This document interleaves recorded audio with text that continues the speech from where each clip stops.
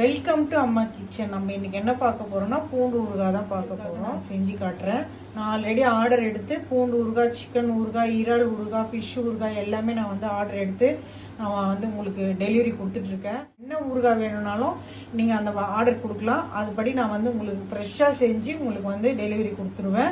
இப்போ நான் வந்து கொஞ்சமா ஒரு 1/2 கிலோ பூண்டு எடுத்து நான் உங்களுக்கு செஞ்சு காட்டுறதுக்காக நான் 1/2 கிலோ பூண்டு உரிச்சு வச்சிருக்கேன்.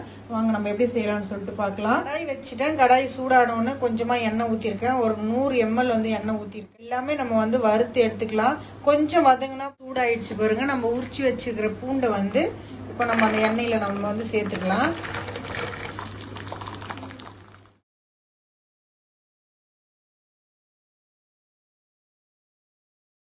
வதங்கிட்டு இருக்கிற கேப்லயே நம்ம வந்து நல்லா ஒரு கொஞ்சமா வெந்நீர் ஊற்றி ஊற வச்சுக்கலாம்.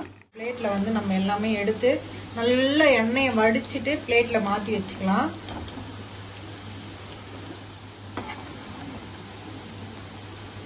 நம்ம எல்லாமே எடுத்து நல்லா ஆற வச்சுட்டு நான் மிக்சியில கொஞ்சமா அரைச்சிட்டு நான் காட்டுறேன். மிக்சியில போட்டு அரைச்சிட்டேன். இப்போ வந்து தாளிப்பு கொடுத்துடலாம். தாளிப்பு கொடுக்கறதுக்காக எண்ணெய் சூடாயிட்டு இருக்கு.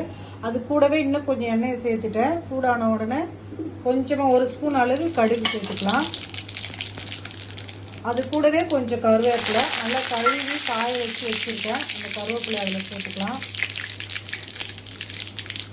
கொஞ்சம் அரைச்சி வச்சோம் பார்த்தீங்கன்னா இந்த மாதிரி குறைப்பா அதையும் இதில் சேர்த்து நல்லா வதக்கி எடுத்துக்கலாம்.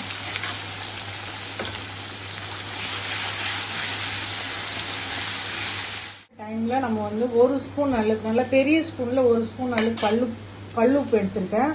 அதையும் அதோடு சேர்த்துக்கலாம். ஒரு 1/4 ஸ்பூன் அளவுக்கு மஞ்சள் பொடி ரெண்டுமே சேர்த்து மிக்ஸ் பண்ணிக்கலாம். மிக்ஸ் பண்ணும்போது நான் பாருங்க கடுகு வெந்தயம் எடுத்து நான் வந்து வறுத்துட்டு பொடி பண்ணி வச்சிருக்கேன். நான் நிறைய ஊறுகாய் போடுறதுனால கொஞ்சம் ஸ்டாக்கா வச்சிருக்கேன். அதுல இருந்து நான் வந்து இப்போ இதுல வந்து லாஸ்ட்ல நான் வந்து காரம்லாம் போட்டுட்டு நான் காட்டுறேன் இதுல எவ்வளவு போடணுன்றது. ஸ்பூன் அளவுக்கு மிளகா பொடி எடுத்துருக்க பாருங்க. வெறும் மிளகா பொடி உங்களுக்கு காரத்துக்கு தகுந்த மாதிரி போட்டுக்கோங்க. நான் 2 ஸ்பூன் அளவுக்கு போட்டிருக்கேன். உங்களுக்கு ஜாஸ்தியா வேணும்னாலும் கூட குறைச்சி போட்டுக்கோங்க. ஏன்னா ஒவ்வொருத்தர் காரம் ரொம்ப சாப்பிடுவீங்க, ஒவ்வொருத்தர் காரம் கம்மியா இருக்கும். அதுக்கேற்ற மாதிரி நீங்க சேர்த்து போட்டுக்கோங்க. இது கூடவே நாங்க அதுக்கு கரைச்சி வச்சு பார்த்தீங்களா அந்த புளி தண்ணியை வந்து இதுல கொஞ்சமா சேர்த்துக்கலாம்.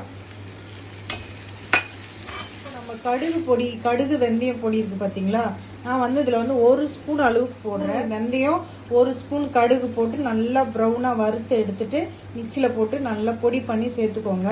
நான் பொடியா இருந்ததுனால நான் இருக்கிற பொடியை நான் சேர்த்துட்டேன். பாக்குறதுக்கு எவ்வளவு சூப்பரா இருக்கு பாத்தீங்களா. தகன்னு மின்னுது பாருங்க பூண்டு ஊறுகாய்.